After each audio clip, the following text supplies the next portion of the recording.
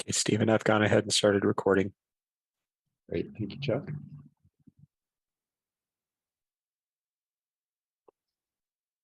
And we're getting close to a quorum. We need maybe one more. There's Jason.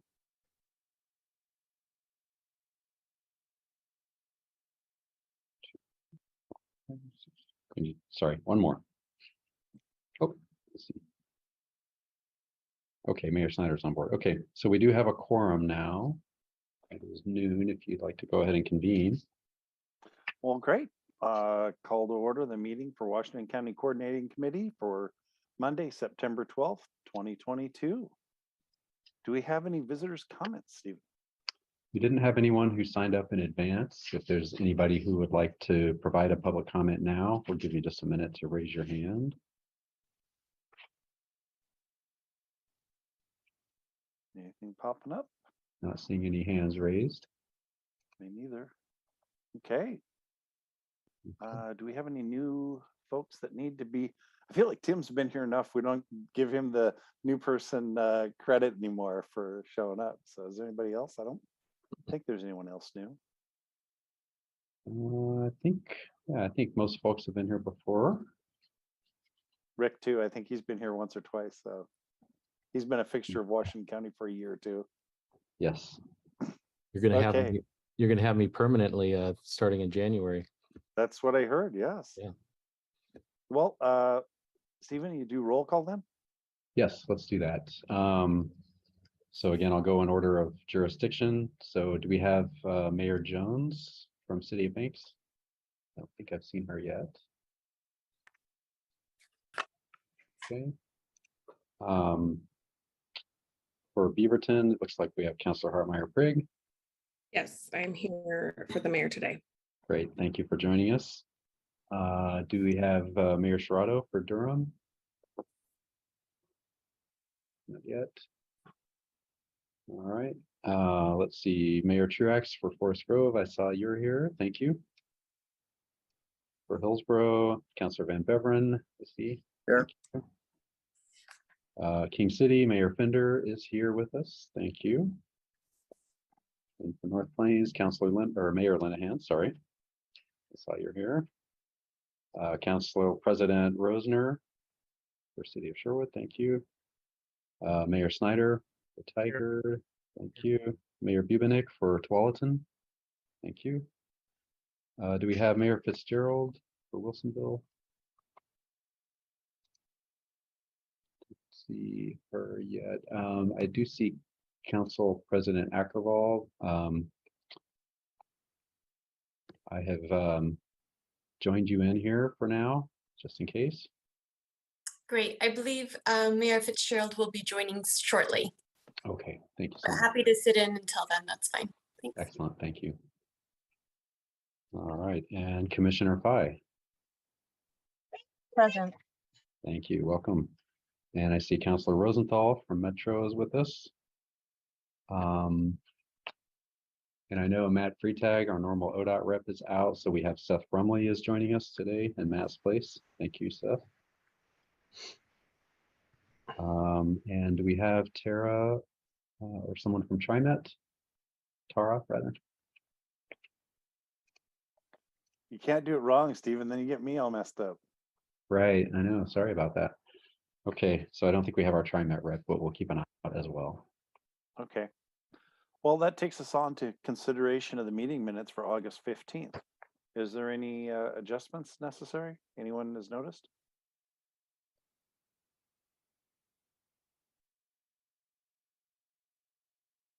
Seeing none, I'd entertain a motion.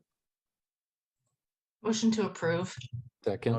Motion to approve by Terry, second by Tim. Any further discussion? All in favor, say aye. Aye. Aye. Hi. Any opposed? Any abstained? Sounds like it passes. Thank you. Okay, that takes us to item number 4, request to transfer MSTIP bonding cost sharing funds. This is Beaverton. So I'd like to introduce Mr. is it Hunsaker? Yep, Did I get that nailed it. right? Oh, wow. Every once in a while I get lucky. City of Beaverton. He'll describe the request from the City of Beaverton to transfer the funds from MSTIP bonding cost sharing projects to another MSTIP project. And he's asking for a recommendation from Washington County Coordinating Committee to the Board of the County Commissioners for this transfer. And then can I share a slide, or is somebody else gonna, share a presentation, or is somebody else gonna do it for me, or? I can do either way. Oh, thank Looks you. like Teresa beat you to the draw. Awesome. All right, well, good afternoon, everyone. As Jeff said, I'm Jeff Hunsaker, city engineer here for Beaverton. Here to speak with you about a request to transfer that $333,000 in MSTIP funds from one MSTIP project to another. I'll give a brief overview of the project they're requesting to transfer the funds from and why they're available.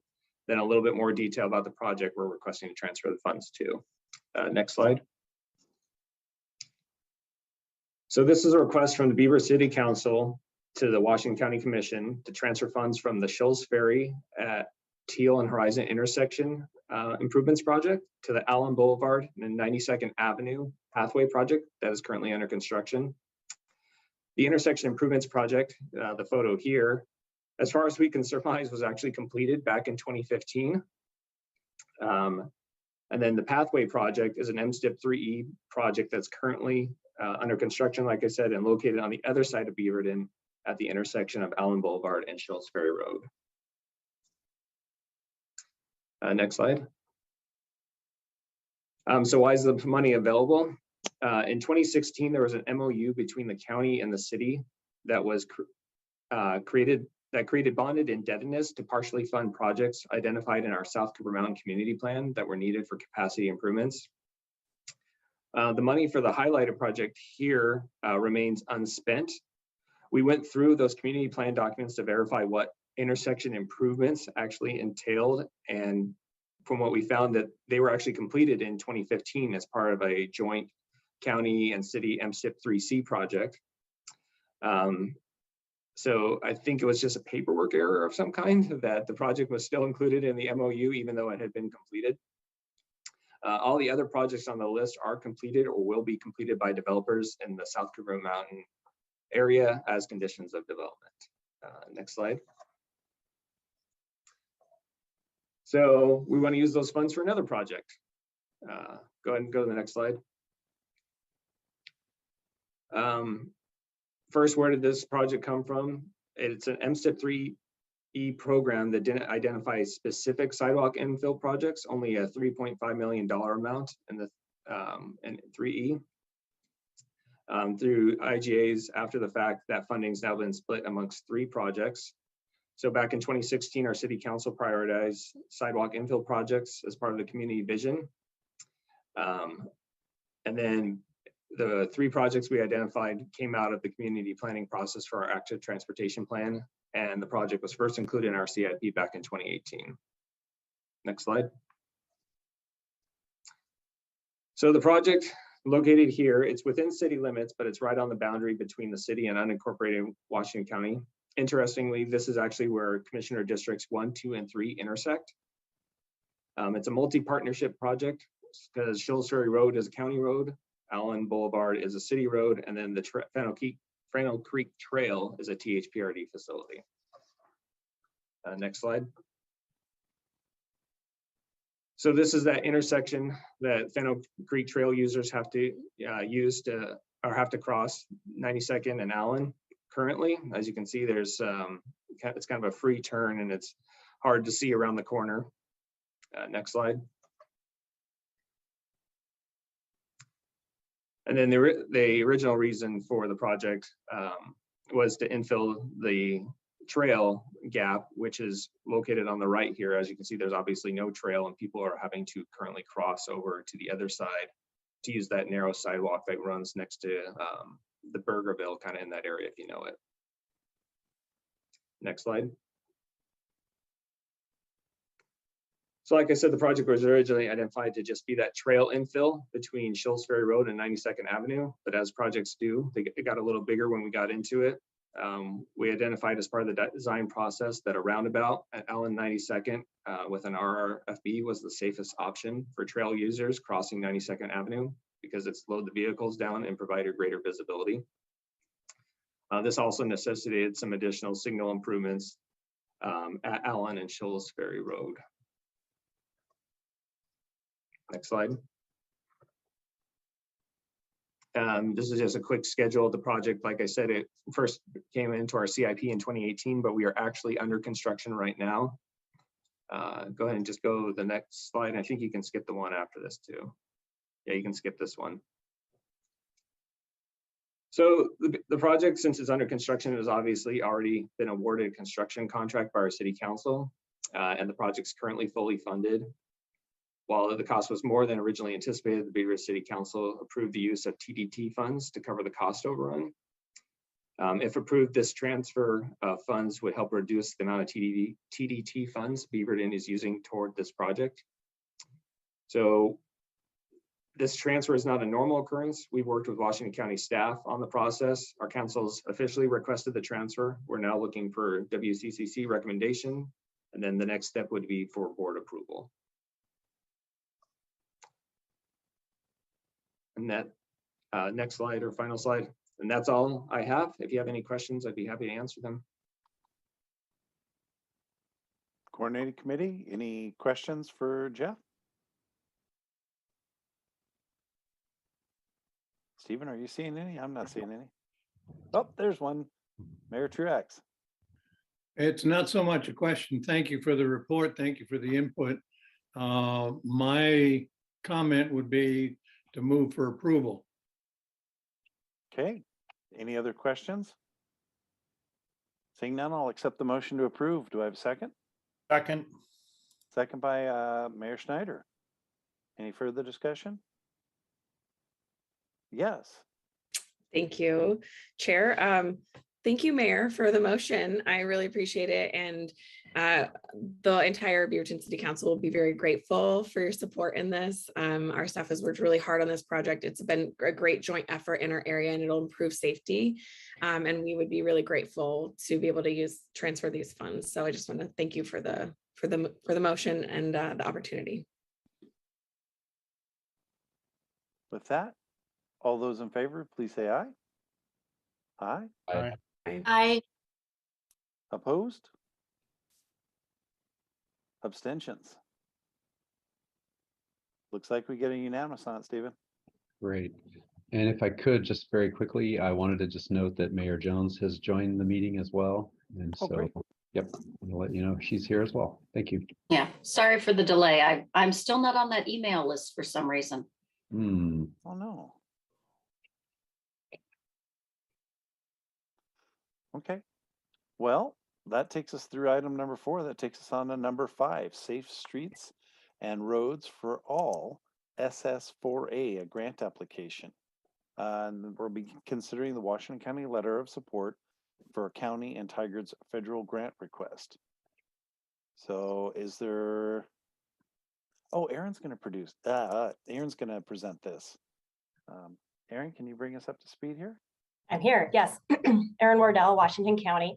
We have on page 22 in your packet a draft letter of support from the County Coordinating Committee in support of 2 grant applications under the Safe Streets and Roads for All program.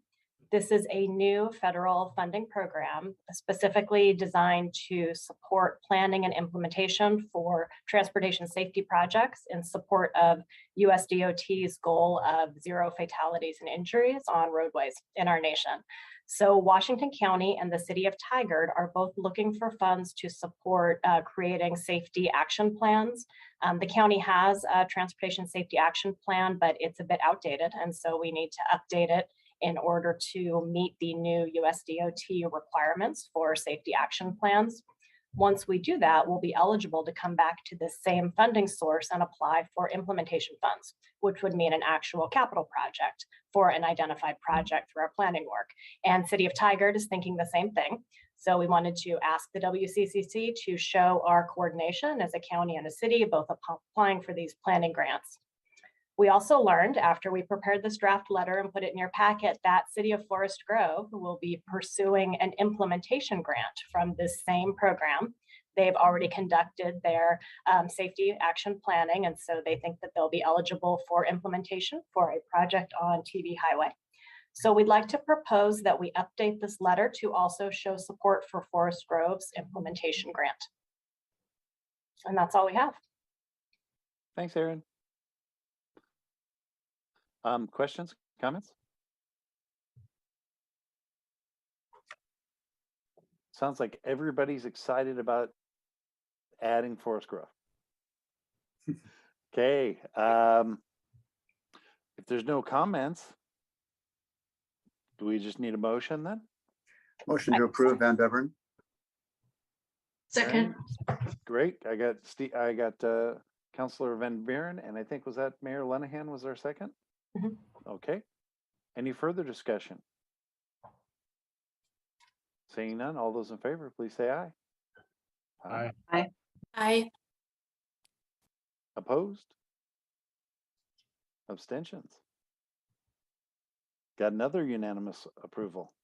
I thought I saw Chair Mayor Truax hands up Pete? just before the vote. Okay, Pete, I missed it. If you had a comment, do you want to give us a closing I comment? just wanted to echo Councilor Hutmeyer Prigg's comments in appreciation for everybody's support for A, adding Forest Grove, and B, approving the project.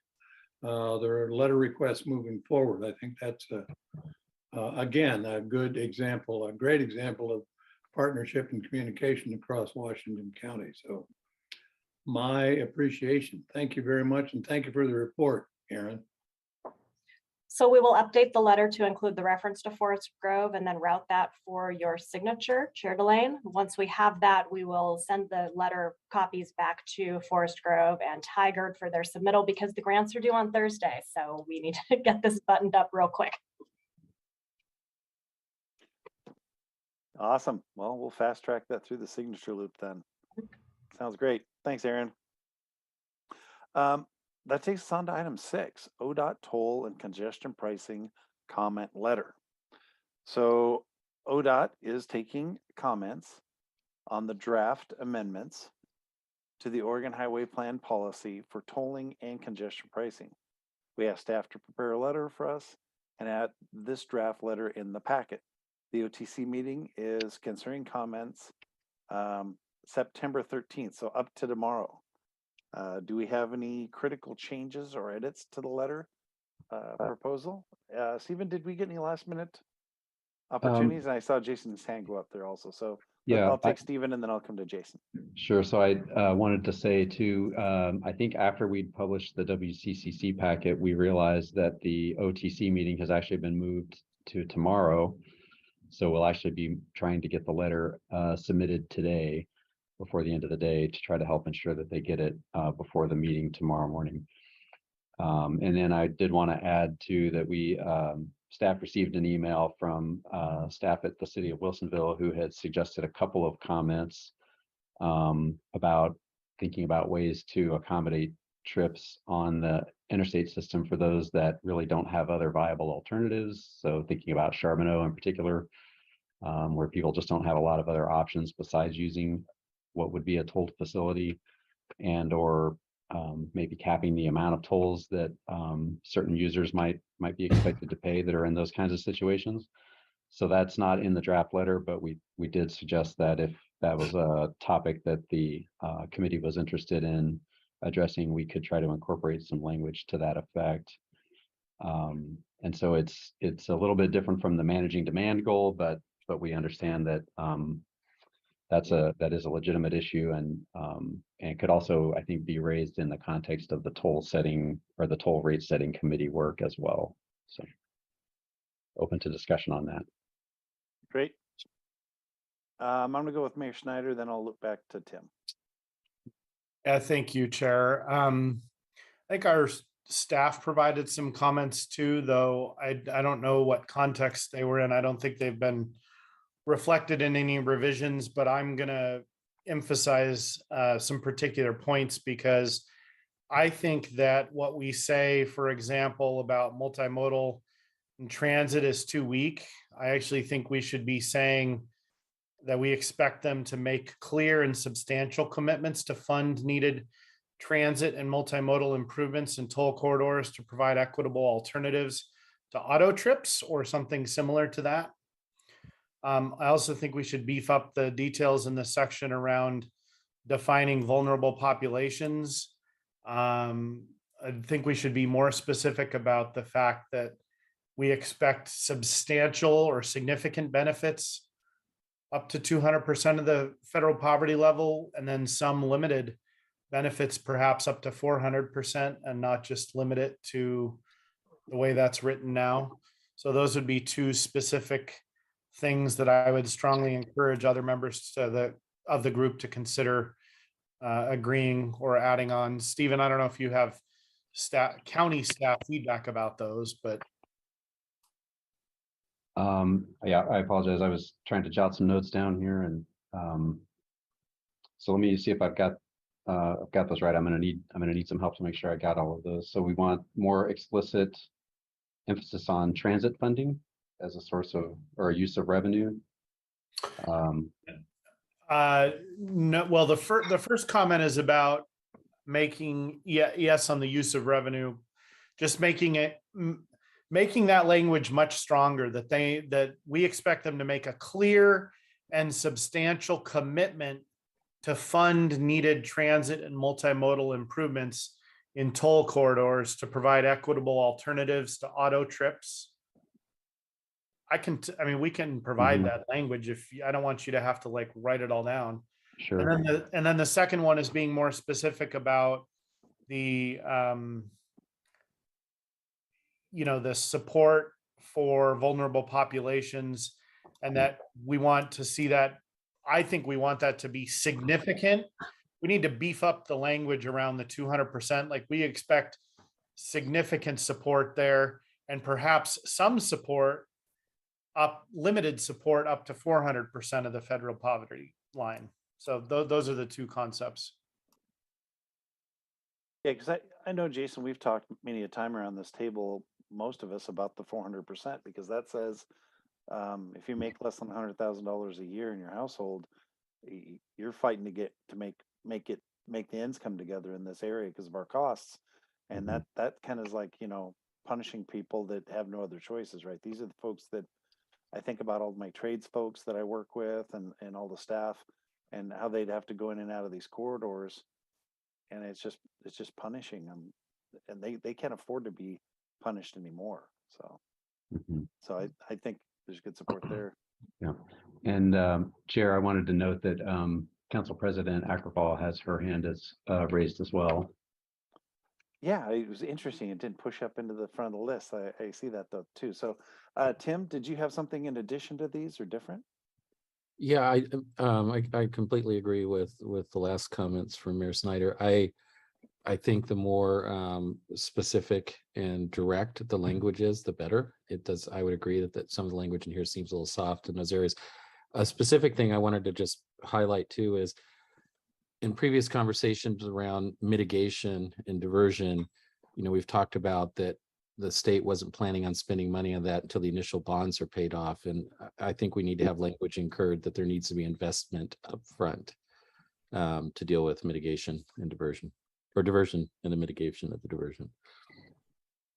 And I understand that the financial or the fiduciary responsibilities of using toll monies to pay down bonds, but that's not all the money that's coming into this project, right?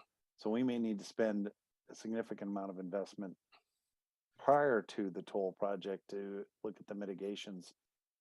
So yeah, I think we're all in agreement on that one, Yeah, though, Tim. yeah. And I would add that there might be a way to bond in mitigation dollars as well. Interesting idea of way to handle it. Thanks, Tim. Anything else? Nope. Thank you. Pete, I'll go to you next. I think Council President Akkerval was ahead of me. Oh, was she ahead of me? Okay, I was going to she's go to her been next. raising that hand for, I think, eons now, so. Akkerval, do you want to jump in here then? We'll go to Pete. Thank you. Sure, I will. I apologize. I don't have ability to share video, so that might be why I'm reordered here as far as your visuals, but it's fine. I can just make my comments. I just raised my hand to provide a little clarification. Oh, okay, here we go. You know, Mr. Roberts explained some of the I, comments that Wilsonville contributed after reviewing the letter, and I wanted to give some clarification on that. Many of you are probably aware of the unique situation with Charbonneau in that getting on I-5 to get across the bridge is the only way that those community members can access our city center, our post office, our libraries, our park systems, everything, of course, that they should be able to be part of and participate in easily. So that's quite concerning to us and something that I believe is now included in the September 1 C4 letter, as well as Wilsonville's letter. Wanted to bring that to your attention. In the last C4 meeting on September 1st, there was a comment made by OTC Chair Van Brocklin. And of course, you know, the meeting can be reviewed. I don't want to misquote anyone, but there was a comment about that perhaps in the future other roadways would be tolled beyond the I-5 and 205. I'm sure we're all thinking that. And so I don't know if other Washington County cities or communities, if 217 and 26 were told, if they would find themselves in a similar situation that Wilsonville is now with our Charbonneau, you know, really being affected by tolling and needing that access in order to get to city center. Wanted just to put that on people's radar, as well as the point about, is there a way to develop a maximum daily tolling limit to accommodate toll users multiple trips on or off the tolled highway if they're making deliveries or, you know, need to pop on and off and having to pay that toll each and every time.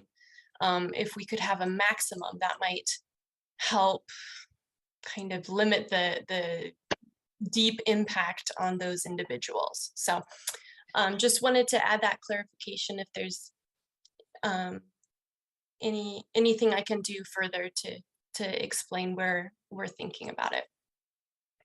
No, that's not a new concept. I think we've discussed that in previous meetings.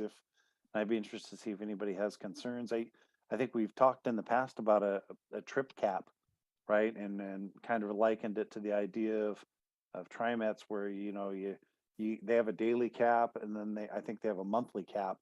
I think we would expect to see the same thing, right? If your family has to go back and forth across that for school or food or groceries or whatever, you know, there should be some kind of limit there should be a limit. So I think so we'll see if we go through the comments, if anybody has strong disagreement to that, but I thought we had congealed around that. Maybe you can add that in there, Stephen. Mayor Truex, Pete. Two comments. One, I'm not sure, somebody smarter than me has to explain the language. Incorporate support for vulnerable populations in rate setting and mitigation to include low-income populations above 200% of the federal poverty line. I think if we were to change the percentage from 200 to 400, would that satisfy Mayor Snyder and his comments? I think that would move us in that particular area, so we wouldn't even have to worry about a dividing line between 200% and 400%. We just make the cutoff at 400%. The other thing is, if I'm correct in my hazy memory, there used to be commuter fees or commuter tags for people who would commute from the East Bay across the Bay Bridge to San Francisco, and also from Marin County across the Golden Gate into San Francisco. And And those commuter things, I think, allowed them to cross at a significantly lower rate. And they paid up front, and if they didn't use it, they lost it. Would that be amenable to the people in Charbonneau and places like that to have that kind of commuter tag where they were often using the roads and would be able to use them at a reduced rate? And I'm done. Okay, thanks, Pete. I think we're looking for some kind of answer, right? And I think, Stephen, that's going to get into the weeds a lot on how it actually gets done. I think what we need to do is really carry the essence of each of the issues to make sure that the OTC and the other groups understand what we're, our bulleted point level things are, and then they need to figure out, either through their meetings or through these designated meetings, how do you abate these concerns, right? Yeah, I think that's often the challenge. It's not getting so specific about the solution, but certainly highlighting the issue and asking for them to consider how to address those. And I did want to note too, Mayor Fitzgerald has joined the meeting as well, so we want to welcome her. Oh, great. Thank you. Hello, everyone. And I caught a lot of this, appreciate all of your attention. And I don't know if they said that I did get registered to testify tomorrow, and Mark Otnet is writing some comments. So I think he's here and we'll listen to make sure we get the gist of things in there. Thank you. Thanks, Julie. And I think we've had a lot of conversations. Thankfully, we've had a lot of conversations around this. Hopefully we'll get some traction on. Rosenthal, sir, you have the dais. I would prefer to actually listen to what Tara O'Brien has to say from TriMet's standpoint before I make slightly more general comments, if that's possible. Thank you, Counselor. Happy to. Yes, go ahead.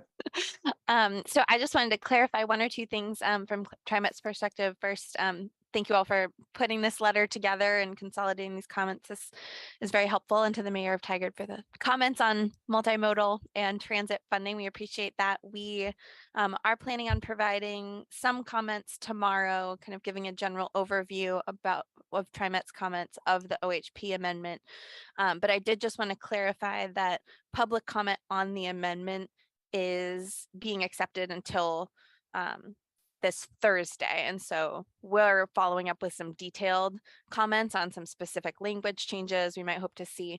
But I know many folks want to get their comments heard in front of OTC tomorrow about the OHP amendment. And also, just to clarify, I know there's another agenda item at OTC tomorrow that is talking more specifically about the low income toll report, which some of the comments that others were just discussing around the federal poverty limit and how that is incorporated into considerations of tolling are perhaps more covered under the low income toll report. And so I don't think I see the other ODOT folks on the phone, but just wanted to kind of clarify that point because they're talking about those two separate things tomorrow at OTC. And so it might just be useful to differentiate between those different types of comments within the comment letter. We're really giving Stephen a lot of work cut out for him to consolidate all this, but just wanted to put that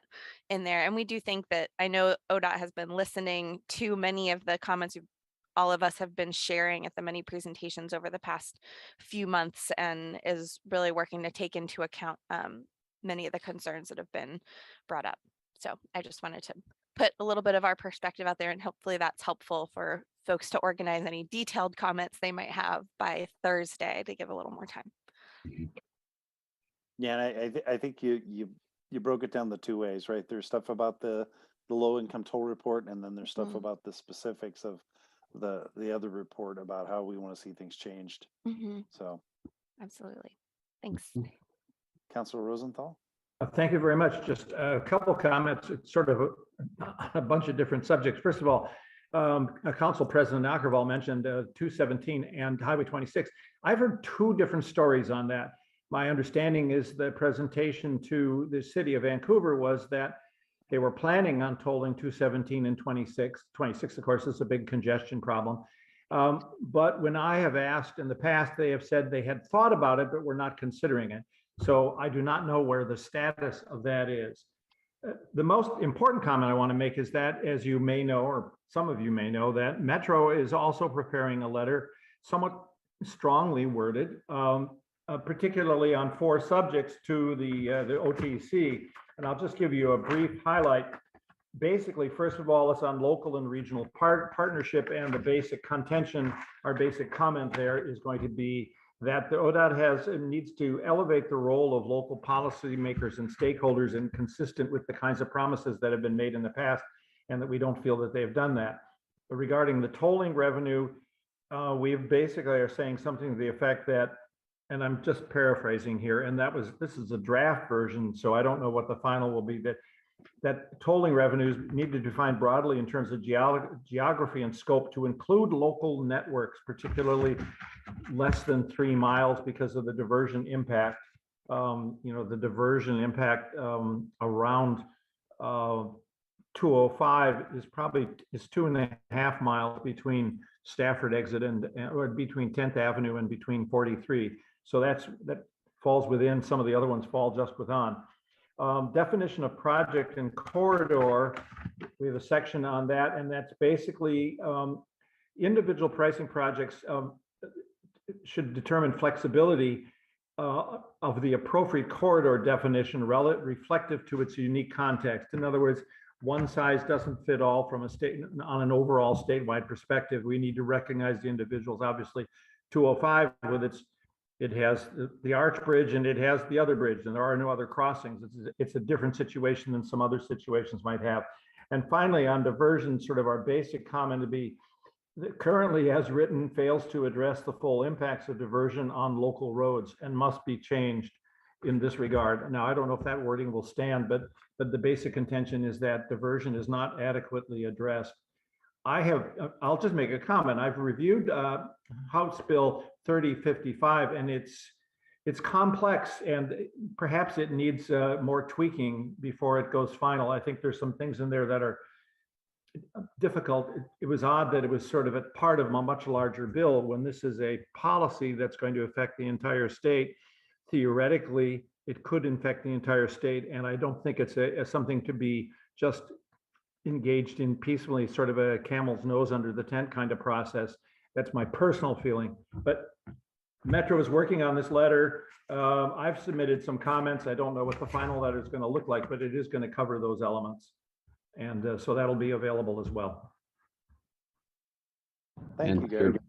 And I just wanted to add to Councilor Rosenthal's point, there is a draft letter, I believe, in the JPAC packet as well that I think touches those points. Yes. Yeah, Jake, this was sort of saying that Metro Council said they wanted to have a letter from them in addition to the JPAC letter, but it covers a lot of the same territory. Mm-hmm.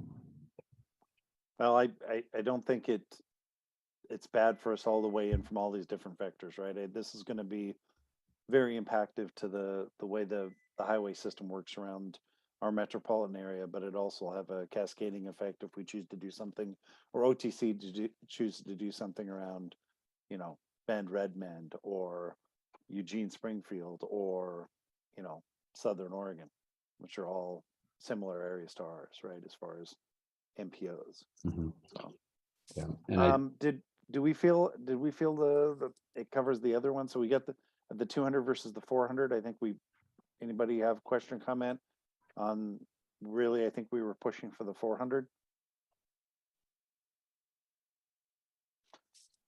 Okay. We talked about multimodal. We talked about trip cap, making sure that was in there. I think, does everybody feel we've got enough covered on the diversion? Because I think the two issues we've really talked about in this discussions in the previous were half a mile is nowhere near far enough to consider, because some of the road systems that are going to be used specifically in the 205 example are much further out than half a mile, because there isn't another way around. And then I think the other one was the 3 mile limit on, it doesn't count as diversion if your trip length is less than 3 miles. Do we feel that we're well enough covered there? Tim? Yeah, I would just add on the, I think Councilor Rosenthal mentioned a 3 mile, or someone mentioned a 3 mile limit. I think it needs to obviously be wider, 3 or more miles, but it also needs to take into account geography and the existing transportation network, because some of those impacts could be felt many miles away, depending on where people are trying to get. Well, in the 3 mile, right, that refers to if you get on and off in less than 3 miles, Oh, yeah, it doesn't count, Sorry. right? That's where I think we've talked about, you have to Councilor Rosenthal's point, right? You have to look at each of these situations and understand them individually, whether that's applicable. And then that half mile one's the same thing, right? If you're talking about a roadway that's greater than half a mile away, the current policy says, well, doesn't count. And I will tell you right now, the diversion for 217 I-5 is Highway 47, which is Yeah. definitely a lot more than half a mile, or even 219 is a lot further than half a mile away.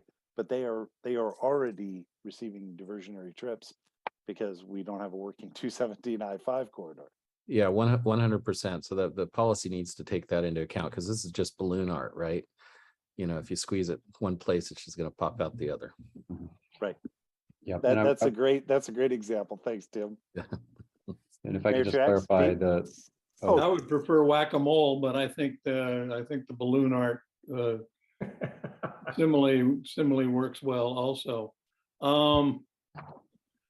Addressing Councilor Rosenthal's comments about tolling on 26 and 217 and people saying, well, that's not in the cards right now. I think we are on a fool's errand if we don't think that that discussion is coming down the pike.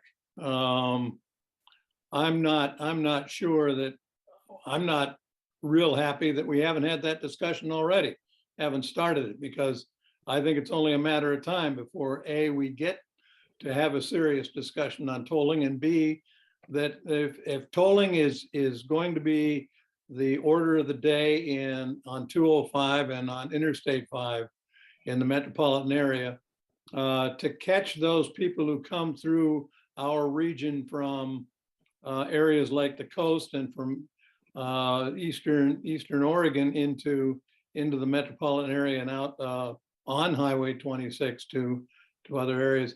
It's only a matter of time before we have that discussion. We start saying, hey, this is a statewide network. This is a statewide transportation network. People who use it on a statewide basis ought to be paying some of the freight, no pun intended there. Probably not the most popular of viewpoints, and people probably are now real grateful that I'm going to be leaving office in a couple of months. But again, I think if we don't have that discussion and somebody beats us to the punch, and we deserve what we get. I would like us to have that discussion in Washington County, so that we are prepared for it when it becomes a wider basis. And maybe that's already happening, and I've just been out there picking daisies and paying no attention, but it seems to me that we have to get that closer to the front burner. and Chair, if I could, I just wanted to clarify too. I think that when we talk about the definition of corridor, it currently says within 1 mile. So I think it could be certainly construed to mean a mile on either side of the corridor. But still, I think the point taken that even the 1 mile probably isn't adequate to capture all of the roads that are going to experience diversionary impacts. Well, and I hate to say it, but I mean, Clackamas is not different than Washington County in that respect, only that they probably have even less roads out that way than we do. I mean, look at all the development we've done around, the south side of Beaverton, the Roy Rogers and all of that. And that's because we're trying to not all drive to 217 to get down the 5, right? So, yeah, I think we'd be remiss. We don't think about it, but being a kid that grew up on the east side, nobody's talking about I-84, which is a major artery in and out of the east side for people in Fairview, Troutdale, Corbett, and beyond. So, okay. Well, I think we've given lots of feedback. Do we need a motion on this one, Stephen, to move it along, or is the feedback sufficient? I think we'll take the feedback that we've heard and we'll try to get a draft letter out by end of day today. there was quite a bit here to digest. So I think it may take us a little bit longer than I'd hoped. So we'll try to get something turned around. And I appreciate Tara's clarification that written comments are being accepted through the 15th. That's helpful to know. So we'll definitely try to get that letter out by end of day today. And if I think we will need to obviously lightly edit if we want to have a chance of getting it in on Wednesday or Thursday at the latest. Right. I don't know how late you're staying, but I was hoping you were going to be calling on me at 4, 5, 6, 7 o'clock for the signature on that tonight. But we'll do what we need to do, right? Excellent. All right. Thank you, everyone. Thanks, everyone. Okay, I think we spent a little longer than our budget, but we were doing pretty good on time. Before that, takes us down to MSTIP 2328 public outreach update. And I think Aaron's got the update on that, right? I do, yes. And we can maybe get through this one a little bit fast because I can talk fast. So we'll see how much time this takes. We'll be open for questions at the end as well. We'll rate your insurance sales talk speed. Go, Aaron. I think Teresa was going to pull up the slides. There they are. Well, we're back again for our almost monthly briefings on our Major Streets Transportation Improvement Program 2328 funding allocation. And today we are going to talk about what we've heard in our public engagement over the last couple of months. Next slide. So we will also be talking about how we got to the refined project list as a reminder, talking about the purpose and approach for our community outreach, and then sharing some of the results and our next steps. Next slide. So as a reminder, the cities and counties submitted a total of 33 projects for consideration of funding. These projects then went through an evaluation process by county staff, the WCCC TAC, and some of our community-based organization leadership. Based on that work, the WCCC recommended, and then the board confirmed, a refined project list of 25 projects to move forward for community engagement. And we then prepared a summer outreach program to get a better understanding of our community's priorities around these projects. Next slide.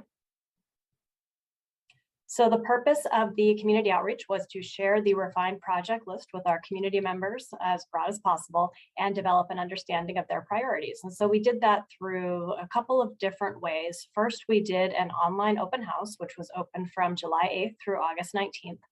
We also went to in-person events throughout Washington County with paper surveys and also distributed postcards with a link to our online open house. We did decide to share the projects without their cost estimates, and that was a lot of discussion back and forth with county staff and something we talked to the board about as well. We decided not to share the cost estimates because we really wanted to get a feel for which projects people wanted to see built and not muddy the decision process with how much money was involved. Also, the dollar amounts associated with transportation projects are pretty eye-popping, even for those of us in the industry. And so we thought that might color some of the conversation around these projects and decided not to do it at this phase. Next slide. So we thought that this was a pretty successful engagement effort overall. We received 975 total survey responses. 721 of those came in online and 254 of them came in through paper surveys at our in-person events. We had 15 in-person opportunities to share the MSTIP program. We tagged on to existing community events because we wanted to go to where people are and where people are willing to come and talk to us about transportation projects. And we made it as fun as possible for people to come and take our survey. We had some swag usually at the tables. The shopping bags with the land use and transportation logo were pretty popular items. We used those to get a lot of people to take paper surveys. We also oftentimes have a little spinny wheel activity for people to say, to answer trivia questions, very easy trivia questions, and then get some LUT prizes as well. So overall, it was a really successful outreach event. I will say the only challenges we encountered, well, first of all, we were all a little rusty at doing in-person engagement because we hadn't done it since before COVID. So it took a little bit of organizing to get our act together on that. But once we got going, it was much easier. The other thing that happened to us was extreme heat on some of the days that we had planned to be out there for engagement efforts. And so in the end, the only event we were not able to reschedule was unfortunately the Forest Grove Farmers Market. We were signed up for that one. There was extreme heat that day and the market was canceled, and then our survey window had closed. And so we missed that particular event for MSTIP. The other one we weren't able to do was the Peruvian Cultural Festival we were invited to, and that was also a day with extreme heat. So that was unfortunate. It's something for all of us to consider as we do engagement efforts in the summer, that extreme heat may trip up your plans, and be prepared to reschedule at any time. But overall, we thought this was a pretty successful effort. Councilor Rosner, I see your hand just went up. Thank you, and thank you and your team for all the hard work on this. Really appreciate it. I just had a question. I noticed that there wasn't an in-person event that you guys did in the Sherwood region, and as you know, we have a important safety project on the list. For the 975 surveys plus the paper and online, did you guys look at the distribution of that geographically, just to make sure that we're seeing comments kind of flow in equally based on population from these different regions? We did collect zip codes of survey respondents, and so I haven't run the numbers by zip code, but I do know that we had a pretty robust engagement through that, and so I would expect that we did have Sherwood participation in that as well. And I think it's important to note that this is only one piece of the information that we'll be using to consider all of these projects. We know that we're not able to talk to everyone in the county, and we're not always able to do this as evenly as we would like to. We did look for some community events in Sherwood that we'd be able to join, and it just didn't work out with the timing, unfortunately. Yeah, and I understand that. I know for me, I get tons of emails and requests from the community to improve safety on that road. So I just want to make sure that's reflected in the survey. Mhm. Yep. Absolutely. Next slide. So I'm going to share the results based on the number of votes for projects by district. And I think the important thing to take away from these bar charts is that every project was popular. So we really can't make a bad decision here. I think that's an important takeaway. People want all of these projects built. Now, some of them got more votes than others, and I think that sometimes reflects the fact that some of them are on busier roads that more people travel towards. It could also reflect where we did some of the events and that people may have been more familiar with a particular location than others. So I really think the important takeaway from this is that all of these projects are popular with people in our communities. So for District 1, the highest number of votes went to Farmington Road, followed by 185th Avenue, which was a design-only proposal project, followed by the Beaverton Downtown Loop, and then our other District 1 projects were beyond that. But even our lowest vote getter in District 1, Alexander Street, was at almost 200 votes. So all of them are popular. You'll hear me say that again and again as we go through these next slides. Next slide. So for District 2, I don't think anyone would be surprised to hear that the Beaverton Hillsdale Olson Road Shoals intersection emerges. I think we could probably do this survey for the entire Portland metro region, and that project would probably be amongst the highest vote getters. Anyone who's traveled through that area knows that intersection is a problem. So we had a lot of people wanting to talk to us about that specific intersection. We also received a number of votes for the TriMet Max overcrossing at 185th, and that was a project that had a lot of attention, and a lot of people wanted to ask questions about it when they came up to the booth. And then you can see after that our 3 Walker Road segments in District 2 and Saltzman Road. Again, lowest vote getter, but still close to 200 votes. Next slide. So for our District 3 projects, interesting trend here is that the large intersection projects seem to get the highest number of votes. And so the Tualatin Sherwood Boones Ferry Road intersection was our highest vote getter there, followed by the Greenberg Road project near Washington Square Mall. Next slide. And for District 4, our highest vote getter, actually of all the projects, was the intersection of Cornell Road and Brookwood Parkway. So clearly a very well-traveled corridor within our county. A lot of people are very familiar with that area. That was followed by the Glencoe West Union Roundabout in North Plains, and then our other District 4 projects after that. Next slide. So circling back, and this relates again to Councilor Rosner's comments, is that the community input is one really important component for consideration and how the board will eventually make their funding allocation. But it's only one piece, because there's a number of other factors that we'll want to consider before we get to that recommendation. In addition to community input, we'll be considering our refined cost estimates. We'll be considering risk assessment for each of the projects. whether or not they received previous funding and are already in the pipeline, and then going back and looking at our equity index scores, that analysis work that we did early on in collecting the project. So all of these various elements will be considered as we put together our recommendations. Next slide.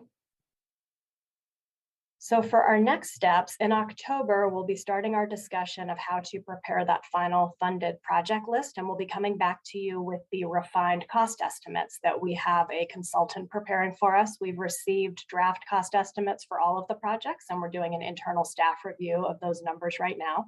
I can tell you it's not really a surprise, but many of them went up when the consultants took a look at them, and so we're going to see a lot of demands on this program, which we all knew and we're all expecting. We may see a shift in some of these next steps because we might need to push out a little bit farther than we'd originally thought. So we are thinking in terms of in the fall, WCCC TAC will make a recommendation on a final funding list, and then the WCCC will make that recommendation to the board. That could slip a little bit into early winter, but we are still expecting that in the winter timeframe that the board will adopt the MISTIP 23-28 funding allocation package. And then I think our next slide is our overall timeline. So here we are moving just beyond August. We still need to have this conversation about our proposed administrative procedures. We'll be doing that a little bit later. We thought we could do that in August, so we'll probably come back with that in the fall timeframe as well. And we'll be updating this before our next presentation. Next slide. There you go, contact information. So any questions? Committee?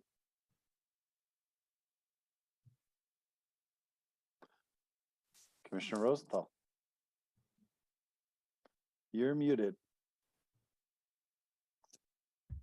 Yeah, in your question, when you showed that the round circle with the proportion of different, the various things you're considering equity, is implicit in any of them is the either climate impacts or safety?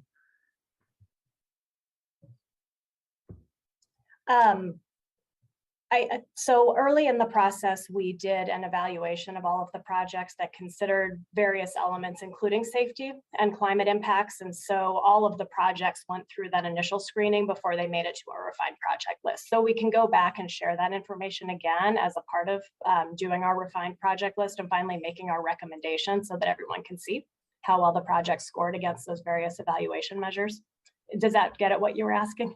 Yeah, it does. And just one little follow-up. I mean, and the safety, when it was included, does it include like emergency response considerations, emergency response networks necessary to, whether it's heat emergency, fire emergency, catastrophic emergency or something? Was that included in the preliminary analysis?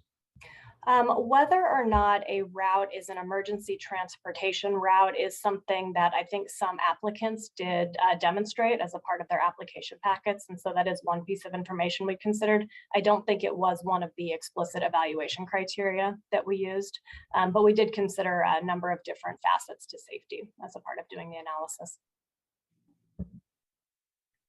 Mayor Bibinick. Good afternoon, Aaron. On the District 3 results, so the 541 for Tualatin Shore Road, Boone's Ferry, that's 541 people, respondents that were in favor of that project as their top project? Selected it as one of their top 3, yes. Okay. And then were people allowed to do written comment also on projects? Yes, they were. So we also collected a number of written comments from people, which ranged from, just basically general thoughts about the transportation system. And some of those weren't at all specific to MISTIP. Generally, the comments we received from people reflected what we heard in phase 1 of the engagement around this, which was people are really interested in safety. They want to be able to move around safely in our community. They want mobility. They want to be able to get to where they're expecting to go and see less congestion when they're trying to do that. And they would like there to be easier or more opportunities to access transit in our community. So that kind of sums up the big points that we heard in the general comments. And is there any way, at least for me, I'd be interested in the written comments in District 3 on the Tualatin projects? I don't want to give you extra work. Is there any way you could shoot that to me somehow? The written comments? We summarized all of the written comments. I don't know how many of them specifically reference that intersection, but we are preparing a community. No, all 3 Tualatin projects I'm talking about. Yeah, we're preparing a community engagement report that summarizes Okay. all of this, and we'll have all of the written comments summarized in that as well. And so we will share that with you. Okay, you know when you might have that? You know, it's in draft form right now. So let me take a look and see what we need to do to finish it up.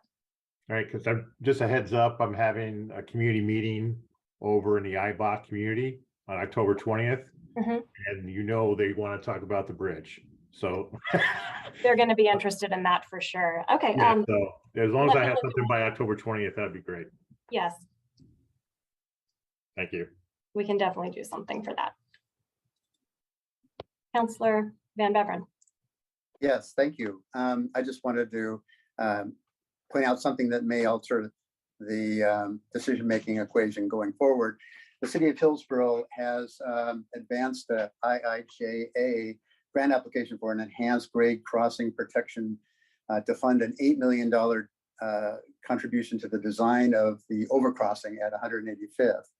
Of course, it would the city council would have to approve a $1.4 million local match, but it does lower the cost of that particular item on the list, which I believe was a number 2 vote getter in Pam Teresa's district number 2. We're also pretty excited about Brookwood Cornell being the number 1 vote getter in district number 1. One other thing that I would want to mention is the concern expressed by Mayor Truax about, this is from an earlier agenda item, about 26 and tolling.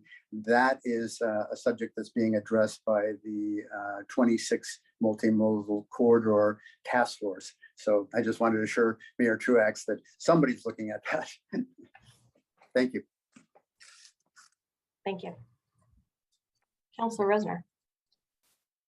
Thanks again, Aaron. I'm just kind of going along with some of the previous comments about the data and the comments. I'd like to see those as well. And if you could share that zip code data, and don't worry about spending a lot of time processing it. I'm more interested in understanding how well our community is participating in some of these efforts. It's always a challenge to get the community to pay attention sometimes. So I'd like to take a look at that if you could provide that as well. Sure, we can definitely do the summary of respondents by zip code. Now, some people may not have given us their zip code is the only caveat I'll put on that. So it won't add up to the total number, but for the ones that we have, we can provide that. Thank you.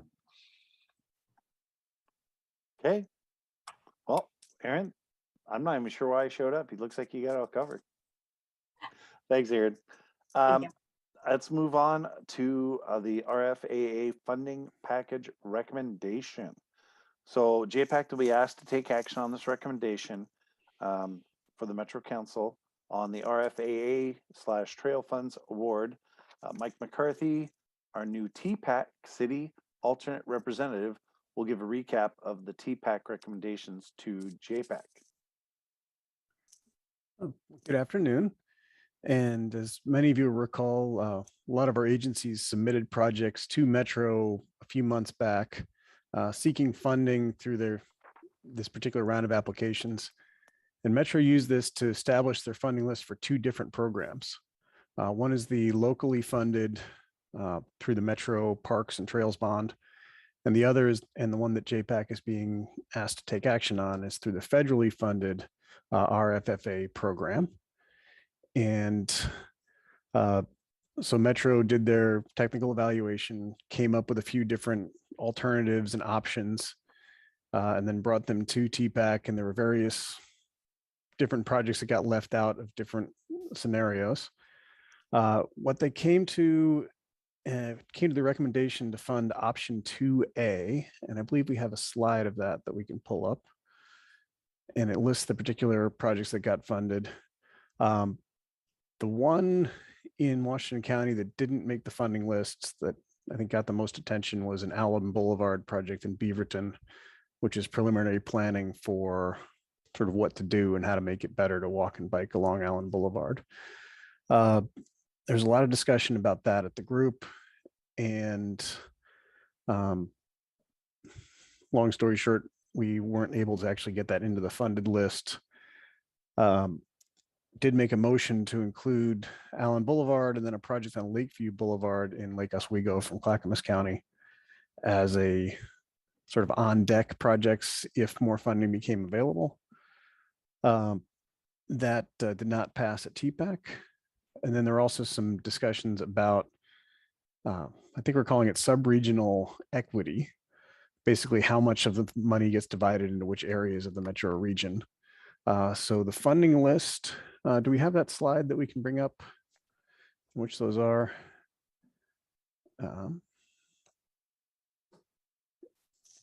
Okay. I don't believe we had the slides for the RFFA in the agenda packet, Mike. Sorry about that. All right, so I can share a screen with that. All right. And okay, so this is should be the funding list here. And for the RFFA projects. And one of the things that you'll note as you look at the dollar amounts, they're proposing $47 million worth of projects. And of those, 71% of the dollars would be going to Portland or Multnomah County. 19% would be in Washington County, and 10% would be in Clackamas County. The Washington County projects on this part of the list include the Beaverton Creek Trail from Tualatin Hills Parks and Rec District, the Council Creek Trail, Fano Creek Trail, and those are the Washington County projects that made this particular list. And then JPAC will be asked to approve that at their next meeting. And any questions or comments? Or I don't think this needs an action from this group. No, I think it's really loading up our reps for the next level, right? So, you know, County Commissioner Fye and obviously having Garrett understand, you know, Rosenthal where we're at. Steve's not here, so either myself or Steve at that table. And I think we've talked about this plenty too, right? We're not asking for sub-regional allocations. We know that's off the table, but I think what we're asking about is a reasonable amount of regional equity about the distribution of the funds. And 71% of it going to Portland, Multnomah County seems heavy-handed at most when they're, Mike, are they 59% by population? I believe less than that. 49%? Maybe that's where I got the 9 was, maybe they're 49% because I know we're 600,000 out here, so for Washington County. And that's more than the city of Portland, which is most of Multnomah County. Yeah, I think we are 34% of the region's population. Right. And in this case, 19% of the funding. Yeah, I think that's the disparity. That's the easiest one to carry forward. Councilor Van Buren. Yeah, I just want to point out that Hillsborough took a big hit. We had a $4.5 million application in for an overcrossing on Brookwood, and that's kind of disappointing, but we'll find a way. Thank you. Commissioner Fye. Thank you, Chair Delane.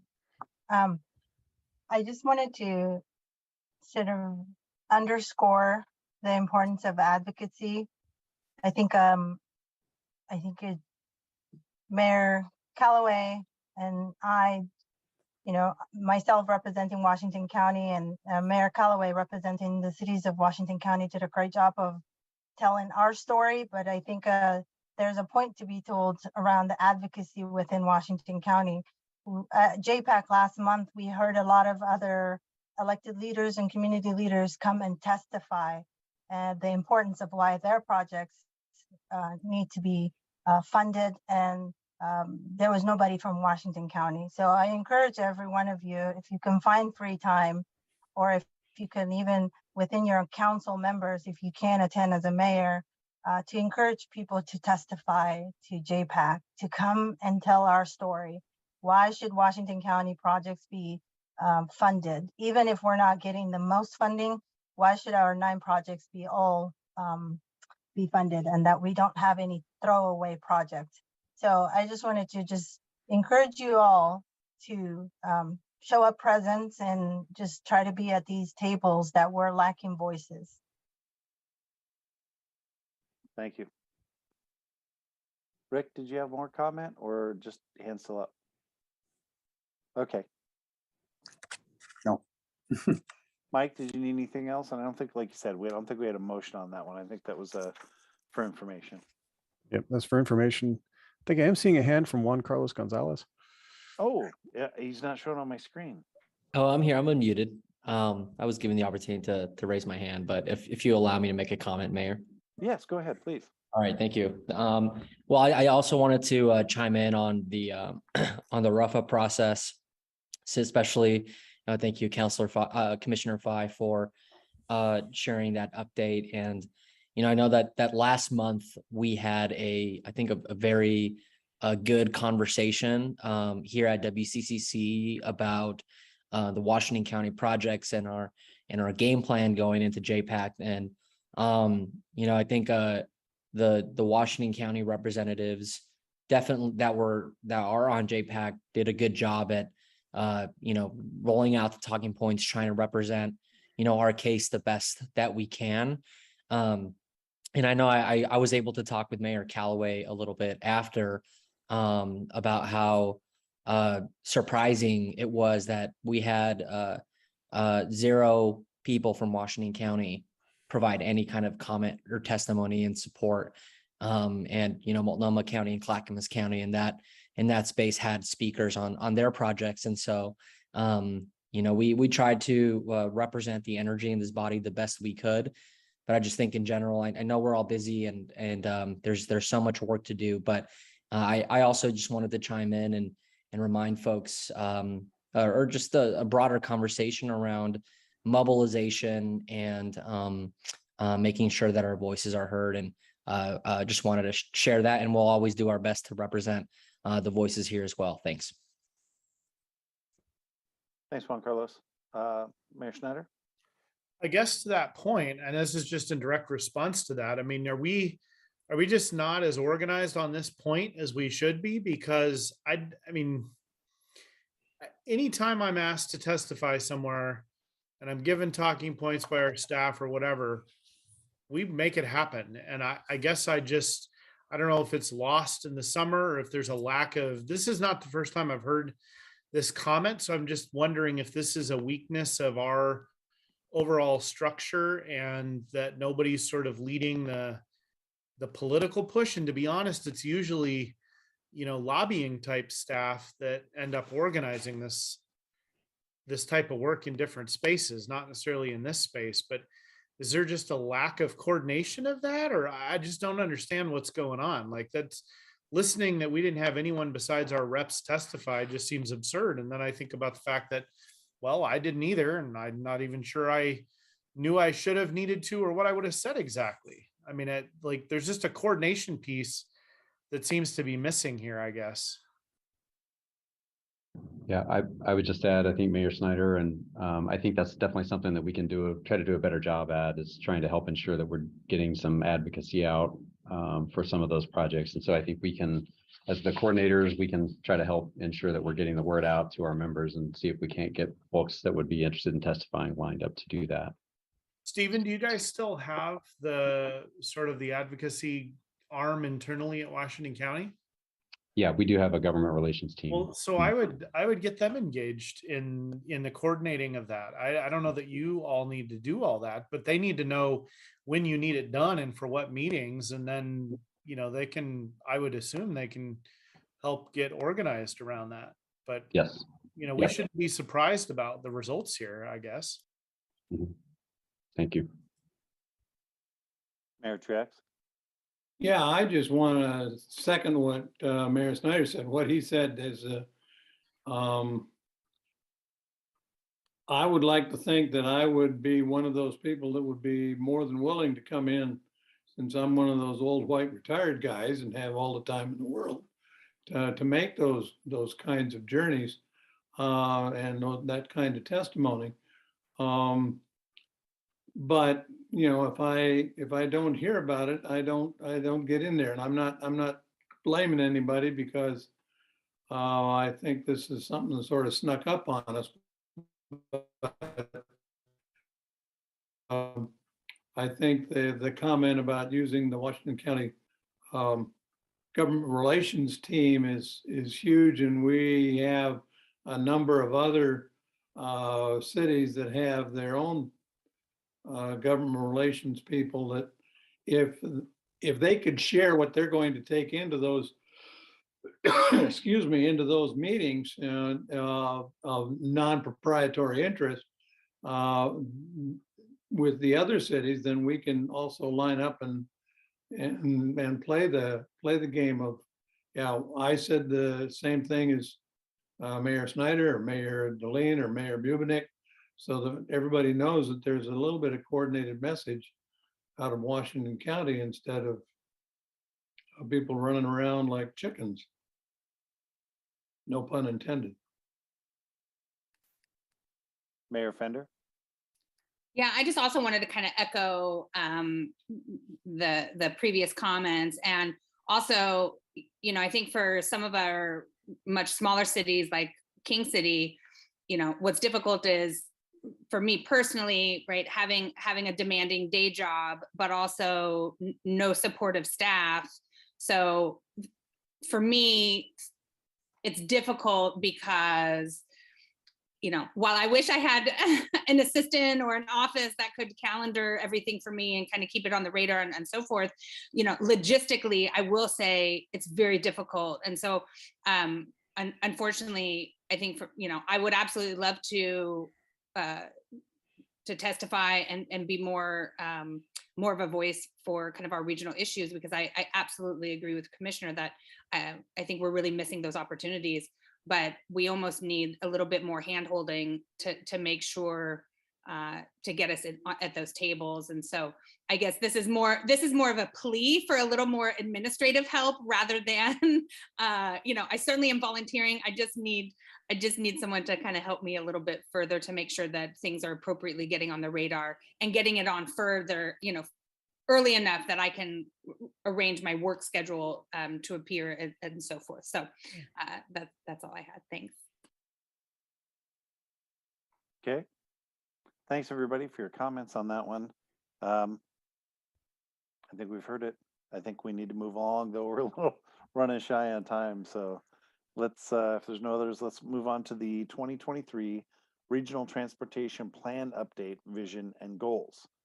Okay, so our first Washington County Coordinating Workshop and the first Metro Workshop focused on edits to the 2023 RTP policies, specifically around the vision and goals statement. After the JPAC comments this week, the goals and vision will not come back until approval of the RTP in late 2023. So this is the time to comment. Mike will share input from Washington County TAC and TPAC. Mike, you're up again. All right. So we should have some slides to pull up for this one. And I'll try to do my best to recap a presentation that Kim Ellis from Metro gave at the TAC, you know, the staff group. And so this first slide shows where we are in the Regional Transportation Plan timeline. The Regional Transportation Plan is really a big, important document that sets the tone for transportation throughout the region and limits what projects can and can't be approved going forward. Right now, we're finishing up phase 2 and moving into phase 3. So, and this will provide a good advocacy opportunity for us. Phase 2 is refining the goals and the objectives. And then we're just going to be starting into phase 3. And the next slide will show a bit about that, where we talk about some of the workshops that are coming. So second slide.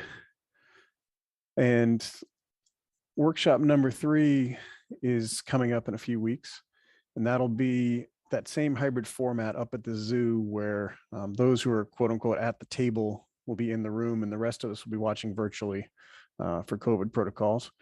This will be about creating safe and healthy urban arterials. And I think those are policies that'll hit pretty close to home for our agencies because we deal with a lot of the urban arterials going through towns and what can and can't be allowed, including things like capacity improvements, but also some of the other treatments for walking and biking along arterials. So that'll be a big one for September 29th. And then on the next slide, we have Some more of the coming attractions to be prepared for. In January, we'll be asked to submit our project lists. And these would be the lists from our own transportation system plans of the things that we want to build in our own communities. And they'll have to go through a vetting process. I believe it'll end up getting funneled through the county for submittal to Metro. So I think a heads up to start the process now of looking at the projects that you have or want to have. And they will need to go through your city council or your other elected body before they get approved to be added to the regional transportation plan. Then the next slide gets to the advocacy opportunities coming to JPACT now. Metro, this is the end of that phase 2 part that really sets the stage for what the plan includes and what it doesn't include. And these are the goals and objectives. So this is the draft vision statement. And with these, we really need to pay particular attention to a lot of the words that are involved, because these statements get turned into the policies that then drive or not drive what policies and projects are in the overall transportation system plan. So their vision is everyone in the greater Portland region will have safe, reliable, and affordable travel options that support equitable, resilient, healthy, and economically vibrant communities. We'll come back to that economically vibrant. So the next few slides, they try to translate that into specific goals that will be used for the transportation plan. The previous version had 11 goals, which they're finding was too much. Sort of like if you try to make a speech with 11 points, people forget what the one thing is that you wanted to remember. So they've consolidated them into 4 different goals. First one is draft goal 1, which is equitable transportation, which also includes transparency and accountability. And then the next slide is draft goal 2, which is climate resilience, which includes some of the other points, healthy environment and healthy people and climate leadership working together. And you can see some of the statements that went with those. Draft goal 3 is on the next slide, a safe system. So it's talking about safety and security and things like reducing crash rates and reducing crash patterns. And then draft goal 4 on the next slide, that was a combination of 5 different previous goals. And transportation choices, vibrant communities, shared prosperity, reliability and efficiency, and fiscal stewardship into one goal called mobility options. And that was one of the comments that the TAC had quite a bit, and then TPAC also picked up on the same theme, that really this was too much of a consolidation into a single goal. And in particular, the theme that came up at both the TAC and TPAC is economic prosperity, or I believe going back to the words economically vibrant from the original vision. And, you know, where do we have something in the goals that ensures that our transportation system works well for business? It works well for our employers to bring jobs or keep jobs in the region, getting their goods to and from, you know, their facilities, and, you know, their people being able to commute to and from work. And so that theme came up again with about 5 different people supporting it at TPAC. But I haven't seen anything specifically from Metro saying, yes, they will add that in yet. So that was probably the one biggest area of comment. There's also some talk about earthquake resilience and other natural hazard needs that are kind of included in the safe and secure goal, but weren't really specifically mentioned there.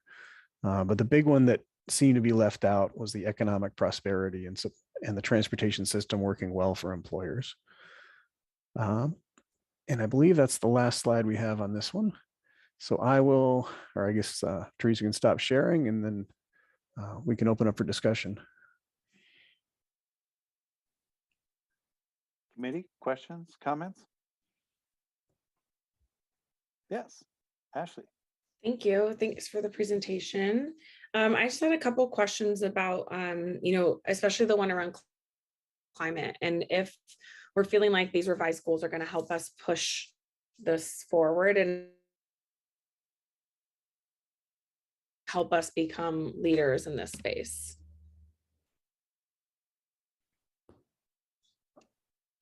I think those are valid questions. I'm not sure how to answer that. Okay, food for thought as we move forward. This works for me. And then I guess the other question that we were kind of curious on Beaverton's side was around, like, how do these goals connect with our land use goals? And do they help us achieve our 2040 growth concept? I think also very valid questions that I don't have a good answer for. No worries, thank you. Thanks, Ashley. Pete? Mayor Yeah, Gill? to sort of piggyback on Councilor Hartmeyer Prigg's comments. I'm looking and I'm wondering where we're talking about a transportation system that might be flexible. And I realize it's hard to make concrete flexible and so on and so forth, but we need to, I guess, be adept and nimble at being able to move things around, move a system, adapt a system to what we, to the changing environment. You know, I don't think 40 years ago, many of us really were concerned about climate change. And that has bitten us on the rear end because we weren't flexible at that time. We were still selling gasoline at 35 cents a gallon, and that created no problem. So it created a huge problem down the road. But I guess I just want to see if there's a way to include that particular point in that conversation. But I think Ashley's comments sort of covered all of that, so I'll just shut up. Okay, Commissioner Rosenthal. Yeah, I'm going to get a little bit on a soapbox here, I'm afraid. The transportation plan is something that I'm particularly passionate about and particularly concerned about. I've said this to council several times, it's not so much as a transportation update, it's a transformation plan transformation. We have to recognize that we have different employment and work patterns that we had before. This is very different. We have more sensitivity to pandemics. We have very great transportation. I should say technological changes that provide both options as well as some constraints. And it's not just climate resilience, it's climate urgency. We don't have a transportation system that really makes it, and I'll use Councilor Craddock's notes on this, that doesn't make it convenient for everybody to get places by public or by efficient transportation. And that's a goal that we're going to have if we're going to get people out of cars and vehicles and, basically get some climate reduction in terms of greenhouse gas emissions. So I think that it's more than a standard update. I think it's much more of a transformation. And I think we have to think more broadly in terms of what it's going to look like going into the future. So I think that that's something to consider. Regarding the land use, this is one particular area that Ms. Hartmeyer Prigg mentioned, is we have been somewhat lax, or I should say somewhat behind the 8 ball in terms of land use planning. We're having a great deal of development in areas where we really don't have a concrete transportation plan to service these areas. We've done some nice things with density, but we haven't really provided for people to get to and from. And there's more of this that is happening, whether it's the development in King City or the proposed industrial developments in Sherwood. These are things that we have to start thinking about, whether it's Highway 9. Of course, I'm always going to mention Highway 99, which has been lagging behind in terms of transportation, but it's expansion of our MAX systems, and it's an expansion of our BRT systems. And I think we need to move more quickly than we have been in the past. And then one final thing, I know we're looking at ideas. I would very, very much, and I will be reaching out to meet with all the mayors or council presidents in my district over the next couple of weeks to talk about projects that are of a particular importance to their specific areas. I've said it many times, each specific city has specific concerns, specific transportation needs. Sometimes the goal, or I should say the issue is blending them all so that it all works together in a coherent whole. So I'm hoping that you will all meet with me and we can talk about specifics. I have some ideas, but my ideas may be cockamamie, I don't know. So I want to know what you think. So anyway, I think that's all I have to say, but I appreciate the time. Thank you, Commissioner. Other questions, comments?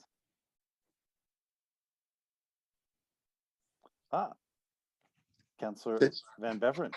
I just want to thank Mike McCarthy for filling in for Don Odermatt and making these presentations. And I'm sure we'll hear a lot more from Mike in the future, but just a note of appreciation on behalf of the city of Hillsborough. Well, thank you. Okay. Well, with that, let's move on to number 10, Regional Transportation Plan Update Draft Policy. Did I skip something? Nope, that's where we're at. So basically, JPAC will consider the RTP pricing policy for the region. This is in addition to the ODOT toll and congestion pricing, and differs in that it covers pricing for roads and parking pricing, road user charges, and cordon area pricing. Mike will share comments from TPAC, and the proposed policies are included in the packet. Mike, you're up again. All right. I think we can walk through some of the slides. And so Metro is, as you probably know, it's kind of confusing. There are different groups taking different looks at the whole idea of charging people to use the road system. ODOT's got their tolling studies going on. Metro also has their own pricing policies and consideration happening. So this first one talks about what they're looking at, and they're looking at different things like a kind of a per mile fee, charging people a fee to enter an area, say downtown Portland, for example, or tolls, or charging people to park. The next slide. This talks a bit about what they've been finding and looking at. I think we can move on to the next one here.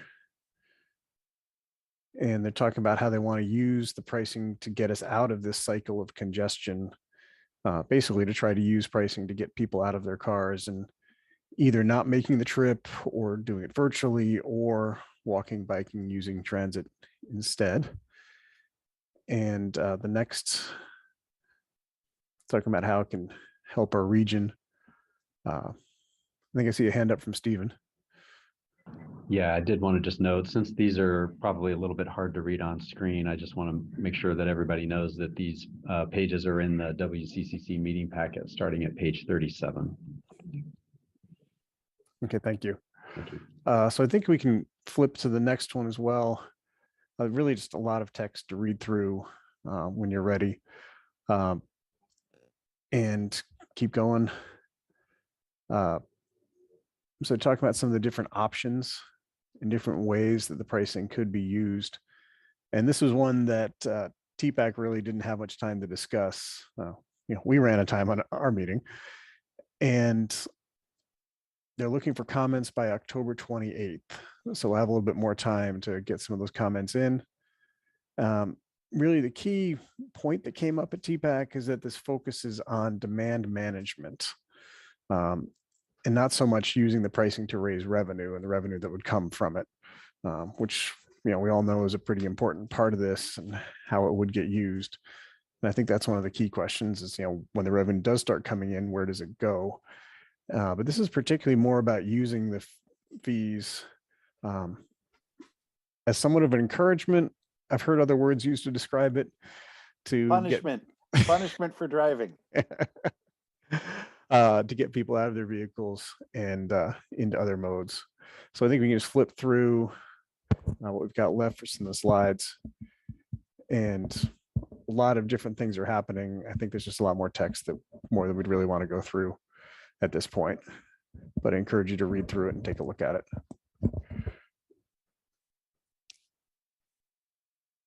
Mike, does this include the some of their estimated model runs? I remember reading that in my JPAC packet before.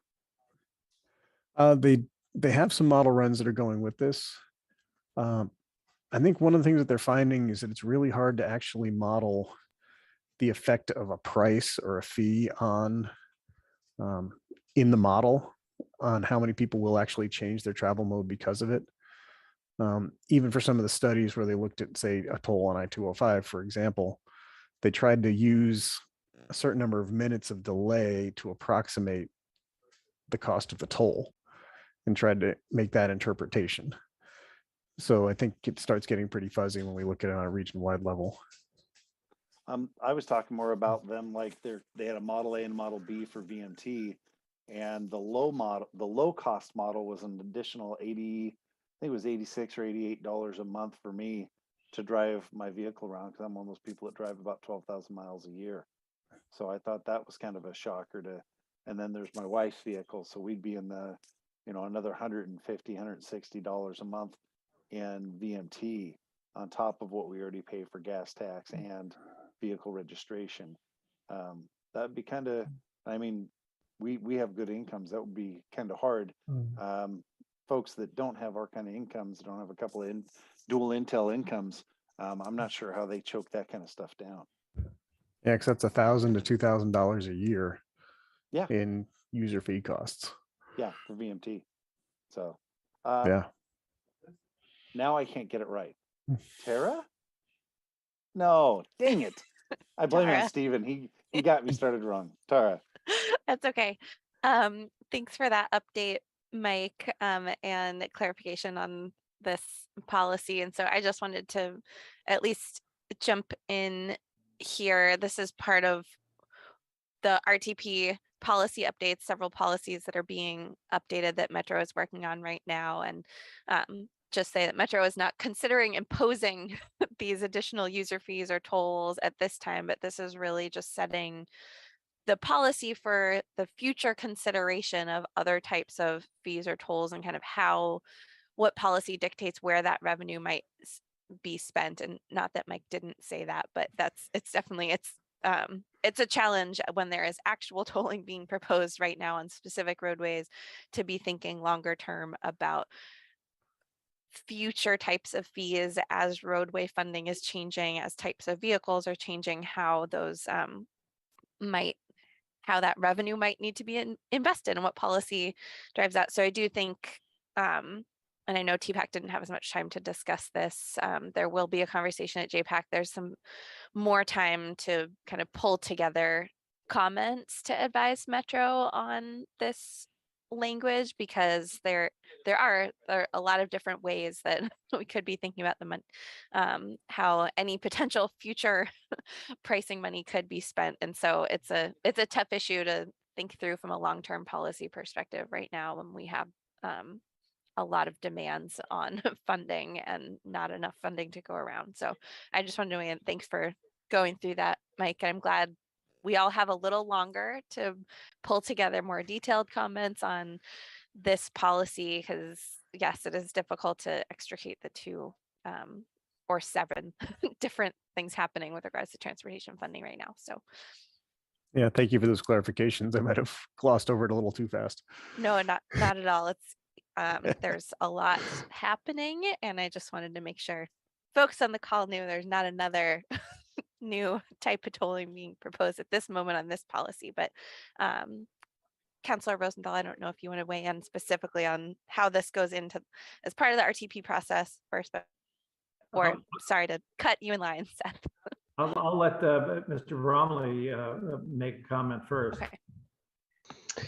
Sure, yeah, and this isn't my particular area of expertise, but I wanted to pass along a few comments that ODOT's going to be making at JPAC really quick. First of all, we're generally we have a favorable view about the direction things are going, but three particular comments. One regarding the revenue spending allocations that impact the development of complex projects. We believe the draft policies need to include possibilities for funding new infrastructure, maintenance, and operations. Two, regarding the impact of existing transportation plans and additional analysis required from project managers in the future. We think Regional Motor Vehicle Policy 12 is similar to existing and proposed state policies, but the removal of beyond the planned system of motor vehicle through lanes could have ramifications on long planned and funded projects from the RTP, as well as past land use decisions. And 3, regarding reliability, reduced VMT, and congestion management, we support these goals, but need clarification on the outcomes that must be evaluated at a regional or project area scale across time, a cumulative footprint of projects, not at all locations, at all time for every individual project. So I don't have a lot of further information on it, but I just wanted to let you know that that's what we'll convey at JPEC. Thank you, Seth. And that kind of brought up a good point that came up at the other meeting was, like, for example, if say ODOT is tolling a road, can they use that toll revenue to repave the road when it needs it? And making sure that option is available. Well, and Mike, I'd be remiss not to bring up the current argument of auxiliary lanes as capacity addition or reliability improvements, right? That's a big one that's fighting words, I would say, is the best way to describe it, right? Yep. Commissioner Rosenthal? Yeah, it's a complex issue. As you know, the Metro did this regional pricing model analysis, and basically it was to look at goal oriented, and it looked at both the direct pricing, which is tolling, as well as cordons and parking and stuff like that. And it was looking to see whether these systems could be used in various ways by various jurisdictions to achieve some of the equity and climate goals that everybody had agreed upon. And they found that actually some of them would be very useful. And I'm not in the negotiations or the discussions. I know that ODOT or that Metro and ODOT are discussing these. Of course, ODOT will not have responsibility for parking issues or for code, and may not have much input on even cordon pricing and things like that. Although the state law on parking is something that we are all aware of, the energy conservation issues. So the point is that tolling, money from tolling, revenue from tolling is sort of an imminent kind of thing. It's in the works, and there's no discussion of particularly implementation. And of course, local jurisdictions would have a lot of guidance and my guess is that in the long term, there might be some general policies regarding cordon pricing or regarding parking issues that Metro might come up, but Metro would not be in the enforcement. That would then almost indubitably be left to the cities, because they are the ones who enforce parking. They're the ones who enforce, they have cordons that they know about that may want to restrict. So this is just this was more of an intellectual exercise at the time. And as Mr. Bromley said, it's there's a lot of things to be considered, and ODOT is considering them, but isn't a playing role on some of the aspects. So it'll keep percolating, but it isn't going to happen and come to the surface anytime real soon. And maybe Councilor Gonzalez has a comment that he may have a little bit more perspective. Juan Carlos, did you have something before we go to Mayor Fitzgerald?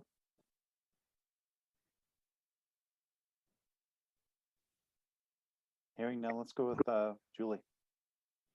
Thank you, Chair. I just wanted to tag on to your comment, Mayor DeLynn, about the auxiliary lanes.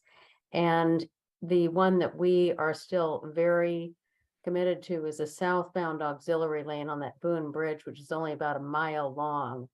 We know how it works without it because of the proximity of the exit ramps that were built in another time frame when freeways were thought of in a different way. And it causes an incredible amount of idling, accidents, and pollution from the idling. So safety and climate change, and not to mention slowdown of freight and mobility and impacts on equity for people who have to spend so much more time in their cars because of the inadequate way that was built. Thank you.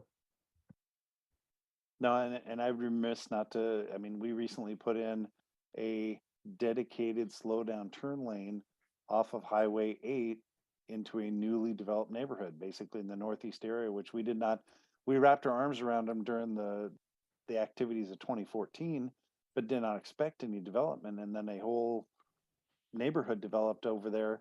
And basically, when we looked at the ODOT technical data, it's like, hey, because of visibilities and coming over the hill to this downhill, if you don't give a place where these people can get out of the way you're going to have more rear end accidents because people are going to be stopping or slowing in the lane to make this turn into the neighborhood. And they're going to get hit by people doing 45 and 50 miles an hour behind them. And that's a terrible accident to be involved in. So I think we need to be able to look, we need the policies to be understandable. And maybe it's to coin something Commissioner Rosenthal talked about, is these policies need to have the flexibility to look at the area of impact. Not every area is identical, or does every application fit the same way. So I think that's something, Mike, as you're representing us at the technical group, we need to look at those. We need to maintain those flexibilities and the policies and the pricing that goes forward.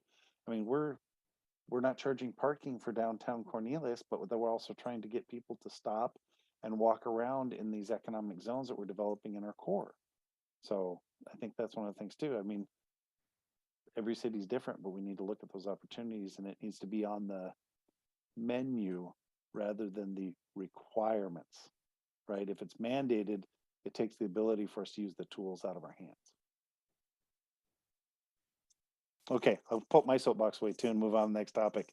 State Transportation Improvement Fund recommendations update. Okay, this is a review of the transit investments. And this is Diame, were you going to do this? Did I see Diame in here somewhere? Apologies, I was didn't promote him to panelist, so I've got him on his way now. Okay, thanks, Stephen. Yeah, and we are running behind schedule, so I think Yeah. Yami's going to try to economize the presentation as much as we can here. Yes, I will. Thank you.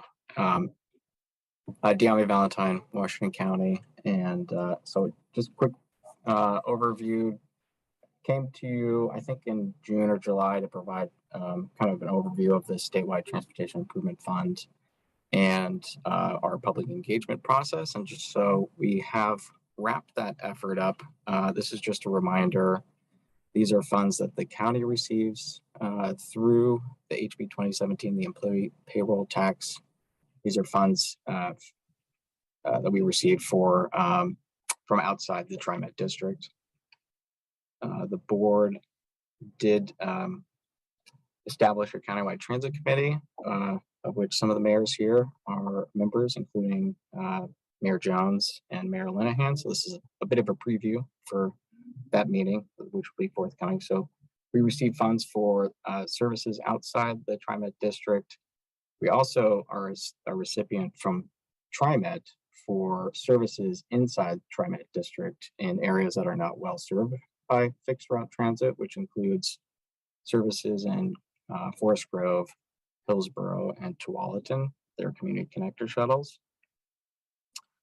And we, the funding that we receive, we benefit from a contract with Ride Connection.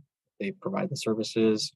We are able to supplement the funding that they receive, which includes private, federal, and state resources. So our community engagement launched kind of the end of July with an online survey and was conducted through the end of August. We received 168 survey responses through that effort. We also kind of piggybacked on a lot of the work that we did through the MISTIP outreach at various farmers markets and other tabling events, and included some, we received some survey responses, 114 survey responses through that work. And we held several stakeholder briefings over that time frame. And in general, for the pot of funds that we receive for outside the TriMet district, we receive about a little over, kind of estimated around 350,000 per year. So about 750 to 800 for the biennium. And so these will go towards services like the Westlink, which is a service to banks in North Plains via Forest Grove and Hillsborough. We also are able to make the demand response services open to the general public.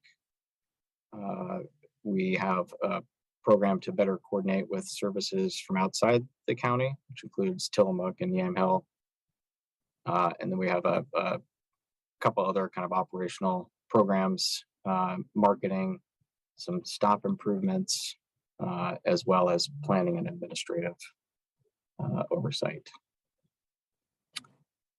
And then we have the funding that we received through TriMet, which currently funds, as I mentioned, the Grove Link, North Hillsborough, and Tualatin Shuttle are these regional coordination dollars, and these are allocated by TriMet's HB 2017 Advisory Committee.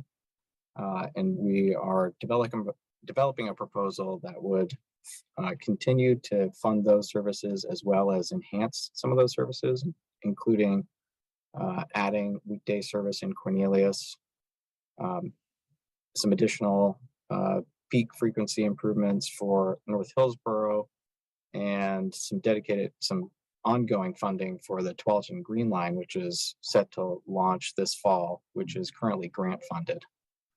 And then also an opportunity to add some new services in areas that are not currently served, potentially up to 2 additional services, and some vehicles to implement those services as well. So I shared this with you. These are kind of the universe of options that we've explored for adding new services in areas not well served by fixed transit. We did an evaluation looking at equity and ridership potential and identified some kind of near-term, mid-term, and long-term opportunities. We've since, so we shared this with the public. We received feedback generally in support of this kind of tiered approach, and also, a number of comments that we're still working through, and we will share this with our Transit Advisory Committee at their September 21st meeting, which will include kind of a recommendation of what we see as the opportunity to fund 2 services. And so, as I mentioned, there'll be a number of action taken through the County Transit Advisory Committee at their September 21st meeting. The Board of County Commissioners will take their recommendation and advance the priorities to TriMet, and then TriMet's HB 2017 Advisory Committee will act on those recommendations as well for the regional coordination funding. So with that, happy to take any questions. Coordinating committee. Oh, Frank, you have a question. I think Tim was first. Oh, but he didn't pop up in line. Okay, Tim. Thanks. And then thanks for the presentation. That slide that I know you mentioned that you looked at Sherwood, but I was just looking at that slide. Was most of that look in terms of getting people over to Tualatin to the light rail system? And I know I'm a broken record on this, but we have almost 9,000 people that commute out of town to work every day. Only 700 people work and live in Sherwood.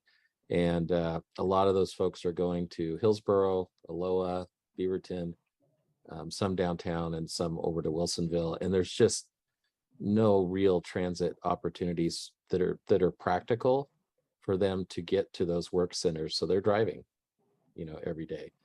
And to compound that, there's not great east-west, road availability to get those people, to work and to back. I was just wondering if TriMet looked at that and looked at services to help get people to and from those types of areas in a timely manner. Because if it's 2 hours on the, I got to take a bus and I got to get on a train, then I got to take another bus, they're just not going to use it, to get to those work centers.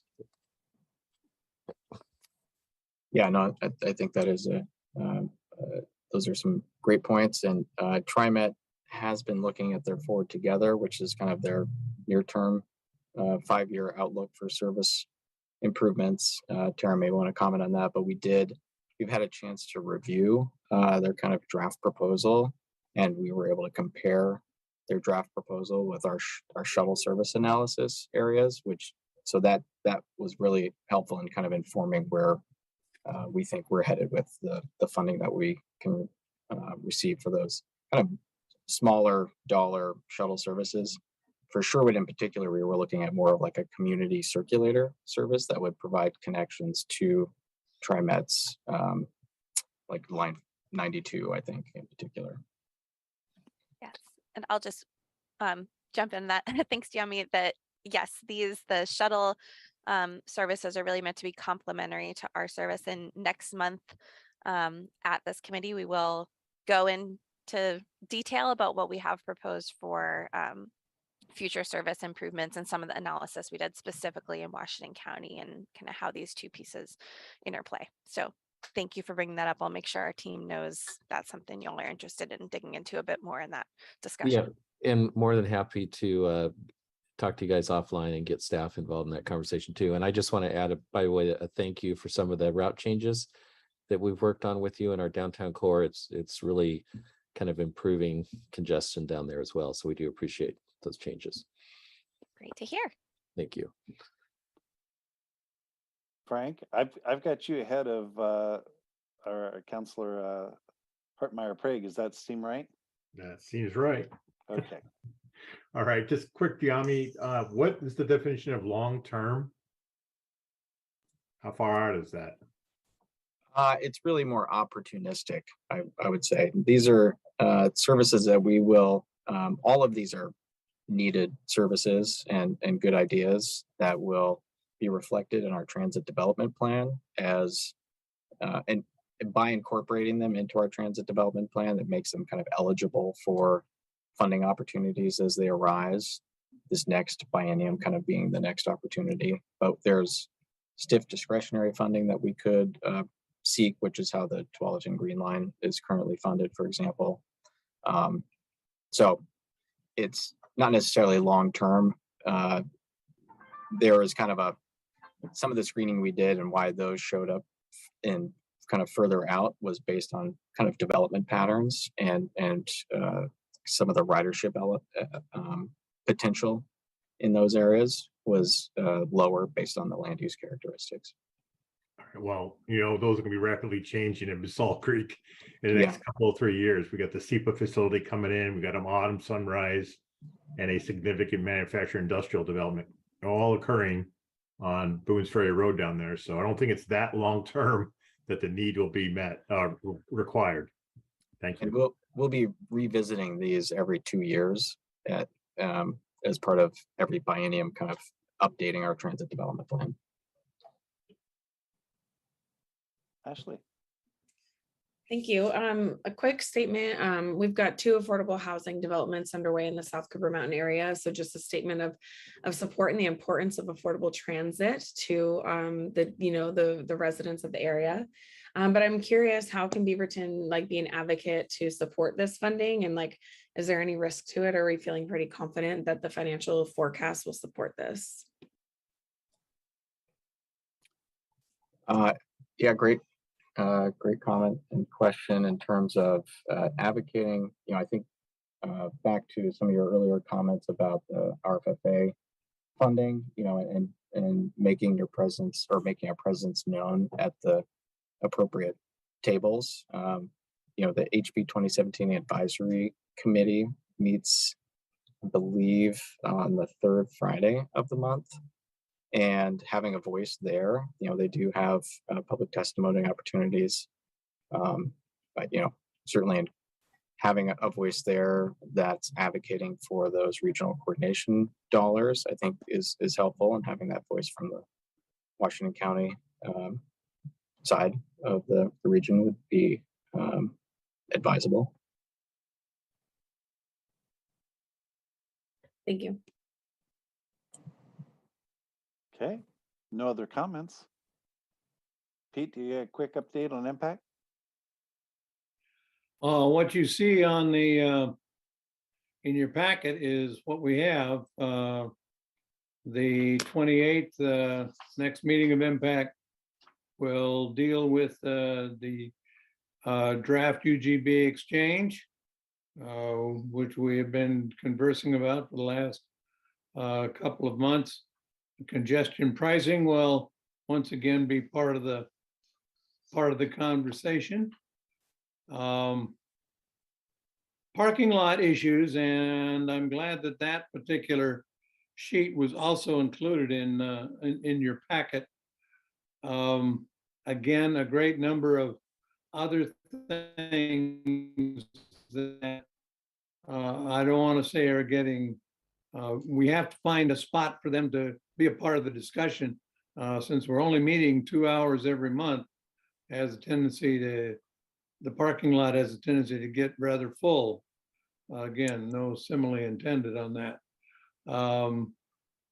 I think the ones that will probably become fairly important will be Metro Code updates, facilitating city and county compliance with the middle housing requirements out of House Bill 2001. I would sort of be ready for that.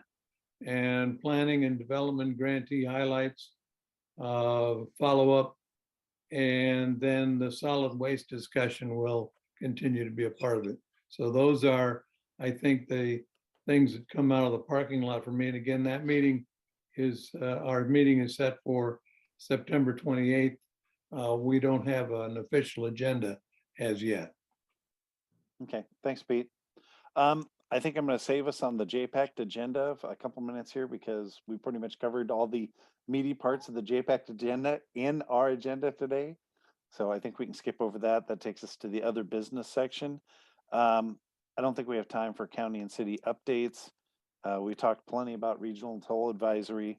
So I think the one that's really open left there is the reminder that 2 weeks from now, September 26th, we have the topic on urban arterials for the safe and healthy urban arterials for our Washington County coordinating TAC and our workshop. So the TAC will do it on the 23rd and we'll do it on the 26th. So that's the next meeting of this auspicious group to talk about the policies in the RTP. Anything else for the good of the order? Because we're about a minute over. Yes, Mayor Trex.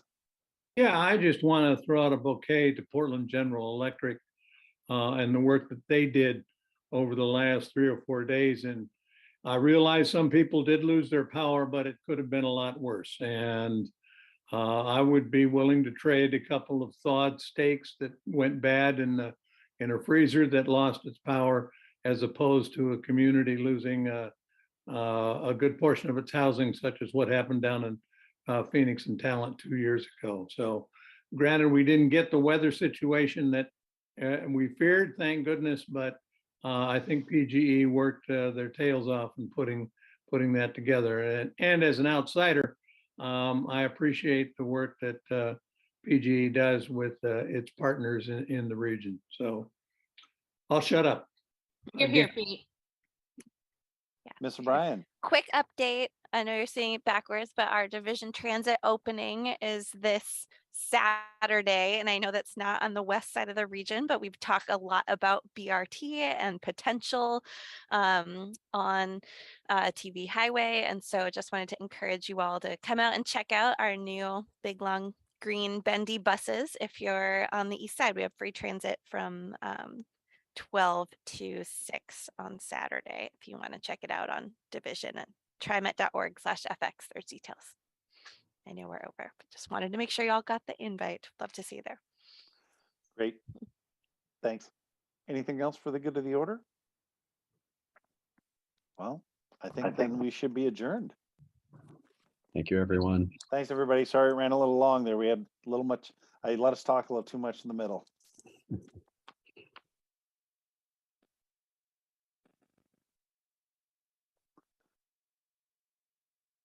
Bye, everybody. Well, Steve, do we need chatting about anything? We're good, right? Yes, sorry, I lost my mute button. Yeah, I think we're good. Thank you, sir. Well done. Okay.